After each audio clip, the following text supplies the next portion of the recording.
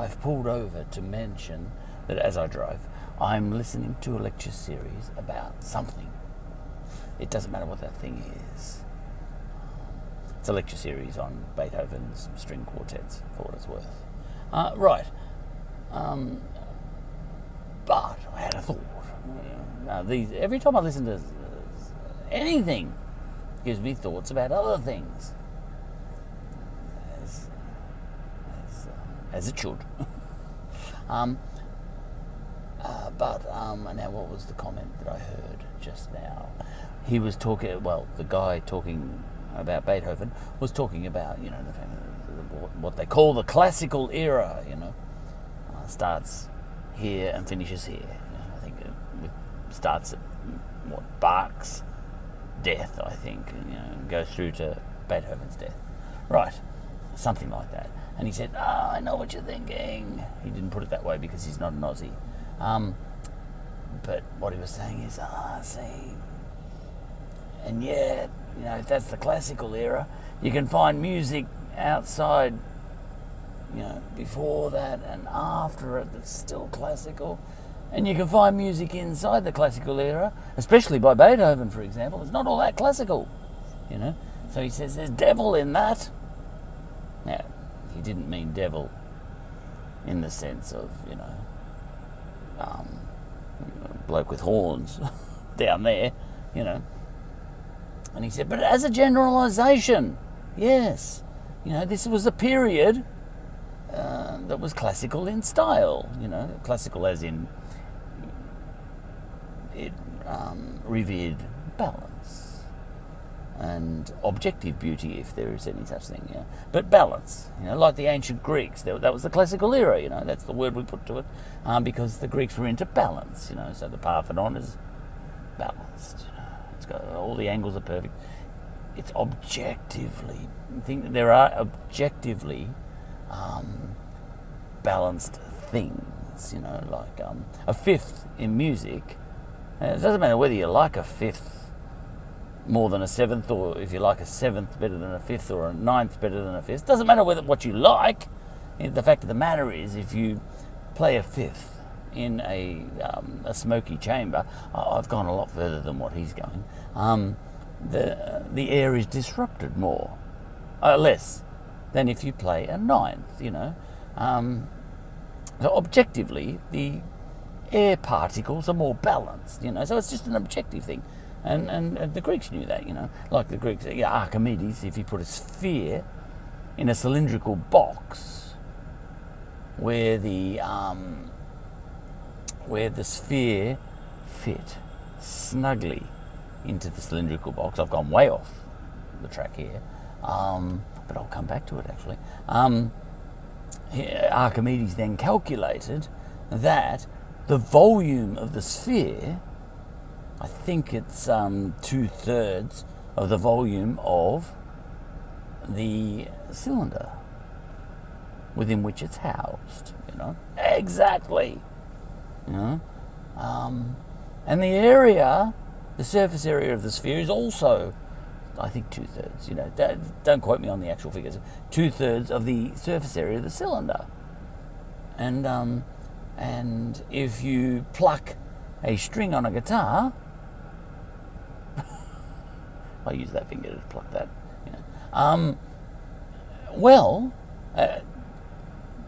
At 2/3, if you divide, 2/3, it plays a fifth of the open string. I think that's right. If you leave 2/3 of the string open, I think that's right. But see, the numbers game. Now, it's an objective beauty, that one. Objective, not subjective. You may prefer a C played against a C sharp, and that might be beautiful to you, but that's subjective beauty. But this is what classical means. The objective, where you can actually just measure things in air. You can measure waves in air, and you can measure spheres in boxes, and the numbers are neat, so, balanced. Like you might look, two children on a swing. If they're identical twins and they both weigh the same thing, and they're both sitting on the seesaw, and the seesaw is perfectly horizontal and one child on each end, that is balanced. And you can say, yeah, but I don't consider that beautiful. I consider it more beautiful when I've got a fat kid on the end and a skinny one, and the skinny one's flying up, because that's much more exciting, and I find that more beautiful. That's a subjective beauty. But the objective beauty, it depends how you define words, of course, semantic. But the point is, that is balanced. And that isn't. So it's balanced to me. I say, just go away. To that person who's determined to have his way, that is balanced, because just look it up in the dictionary what the word balanced means. All right. So he was saying that the classical period is, from here to here, where in general, balance, let's say, and that kind of objective sort of beauty was revered.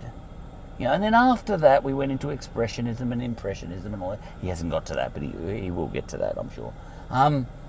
And Beethoven was ushering that in. So Beethoven was kind of moving into the expressive or the expressionist era, even though he was within what we call the almost arbitrary classical period.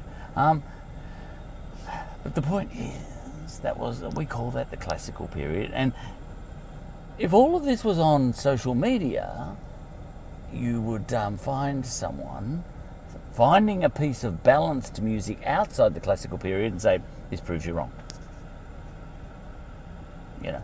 Or you would find someone finding some music before the classical era and say, putting it up, this proves that this definition of the classical period is wrong, because listen to this. Now, it doesn't, of course, It's generalisation, where during this period and this period, overwhelmingly, musicians in Europe at least, tended to value balance. It was the fashion. Is that okay? Fashion. All right. And of course there are exceptions. There would have been people inside the classical period who were writing discordant music. In fact, I know a Mozart piece that I really like that's called Dissonance, and there is dissonance in there, but he brings it back. So something about the classical period is it's about allowing variation, but bringing it back still, so it's still classical. So allowing some dissonance, but resolving it, Anyway, so none of this is the thought I was having. That's me. I just ramble. But the thought I was having is, I picked up on a phrase that the guy used. The guy I'm listening to, he is a professor of something, music. I don't even know who he is. And he said, "Oh, yeah." He said, I hate the generalizations as much as you, because I know all these exceptions to those generalizations. So yeah, he said in his kind of pompous American way. But he said, but it still holds, even though there are exceptions to the rule. And this got me thinking about social media, and the way it was this phrase he used. He said, look. Yes, of course, the devil is in the detail. But he didn't mean a religious devil, But he said the godliness is in the generalization, And I get that, I get what he's saying there. So he was saying there's godliness in the generalization, not necessarily good versus evil. This is not religion. But he was saying there's godliness, and I know what he means. It's a metaphor, The generalization still holds, is what he means by godliness. It's an intellectual, or whatever you want to call it, godliness. And yes, of course, there's devil in the detail. You'll find exceptions. But the godliness is in the generalization. Now, this got me thinking about social media and why social media might be the devil. The devil rising up above God, but not the religious God. Just a logical God, if you like, you know, the illogical devil rising up to overwhelm the logical God. Now, I'm not saying God is better than the devil or anything like that. You know what I mean? This is not a religious episode. It's kind of almost a logical episode, you know. So if the godliness is in the generalization and the devil is in the detail, you know, what you get in social media, and I know this, is there are generalizations in the world that hold true. You know? I don't want to use examples because, you know, I've got examples jumping into my head. One is racism is one, you know, but I don't want to get into that because then people will think I'm trying to talk about that, you know. But I'm not trying to talk about that. But that's the one that's jumping in my head, and I wish I could think of another one, you know, because I don't care about that one, you know. But that's one that jumps in my head. All right, so I'll just use that one because I don't even like talking about that necessarily, you know. I'll think of another one before I'm finished. Right, but there's generalizations, you know. I mean, like for example, is racism getting better? You know, sorry, when I say racism, it depends whether you like it or not. But are we getting anywhere on racism? And this is not an episode about racism. It's an episode about logic. All right. Have we come anywhere since 1965? You know, 1963 when I was born, to now in 2021. Have we come anywhere on racism? I don't know. But, you know, let's just, for the sake of argument, because as philosophers we can entertain things without them having to be true. Let's say, as a generalization, we have come somewhere. I see I could have picked gender somethings, you know, women's rights. There's a lot of things I could have picked. All right, doesn't matter what I'm picking. Okay, have we come anywhere from 1963, when I was born, to 2021 on racism? All right. As a generalization, I'll guess yes. You know, that this is a much better world to live in if you're a minority group. Or let's say Australia. In Australia, it's much better to be a minority group in 2021 as a generalization than it was to be a minority group in 1963. All right. Now, the way social media works, now the godliness is in the possible truth of that. Now, I know you're probably thinking, no, you're wrong. It doesn't matter whether I'm wrong. We're just entertaining this as a possibility. See, I couldn't have this discussion on social media. Lucky I'm not on social media. I could not be having this discussion on social media because people will be jumping all over the top of me already. You know? But I'm not finished. You know? All right, let's try this out by myself because that's the easiest way to try these things out is by yourself. Okay. Now, if you know, that doesn't necessarily have to be true, but if we have come somewhere between 1963 and 2021 on the question of racism, for example, and that, you know, is true as a generalization. Okay, that's the godliness, you know, right? Lock that in as the generalization in this hypothetical, right? I actually happen to think it's true, but I may be wrong. It doesn't matter whether I'm right or not, or wrong or not. All right, so let's say as a generalization that's true.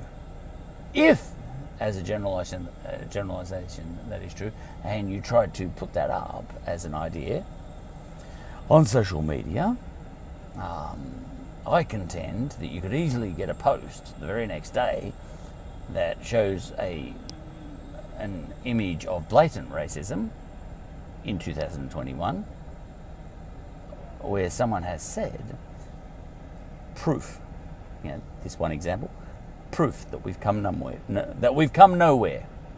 since 1963. Proof, Charlie, that we've come nowhere since 1963. And then the proof would be there. You know? But that's just one example. You know, I'd need to see the, you know, for it to overturn the generalization, I would need to see statistics on this, not just one example. But here's the thing about social media. Social media elevates do you like that for an effect? Elevates a single example to greatness, to apply as a generalization. That's the way social media works. You only need a post, and that is proof that something or other is a truism. You know, so what this the way that bloke, you know, the musician bloke, described godliness and devilishness, was the way I could see that working in social media was this. There's godliness in the generalizations, you know. In any